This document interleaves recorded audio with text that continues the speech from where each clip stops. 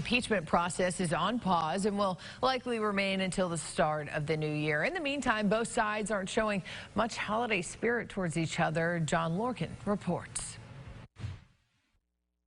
President Trump at a weekend event in Florida blasting the House for impeaching him. They are violating the Constitution, totally. They're violating the Constitution. The matter's at a stalemate for now since House Speaker Nancy Pelosi hasn't sent the articles of impeachment to the Republican-led Senate. Crazy Nancy, she's crazy. It's so unfair. She has no case. But newly released government documents show the White House's budget office ordered the Pentagon to freeze security funding for Ukraine less than 2 hours after President Trump ended his phone call with Ukrainian President Zelensky in July. Until we hear from the witnesses, until we get the documents, the American people will correctly assume that those blocking their testimony were aiding and abetting a cover-up. Pelosi wants Majority Leader Mitch McConnell and Minority Leader Chuck Schumer to agree to rules for the Senate trial.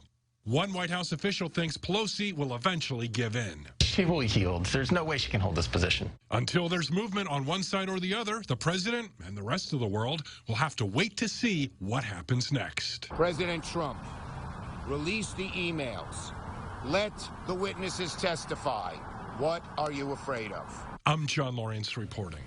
Thank you, John. Just days after President Trump was impeached, a group of Arkansans showed up to Congressman French Hill saying they're going to hold him accountable for voting no on that impeachment. The group, Indivisible, Little Rock and Central Arkansas, delivered over 100 letters to Hill's office on University Avenue. They say voters are worried about the continued foreign interference in American elections and say her statements for congressmen have failed to fulfill their oaths to support and defend the Constitution of the United States.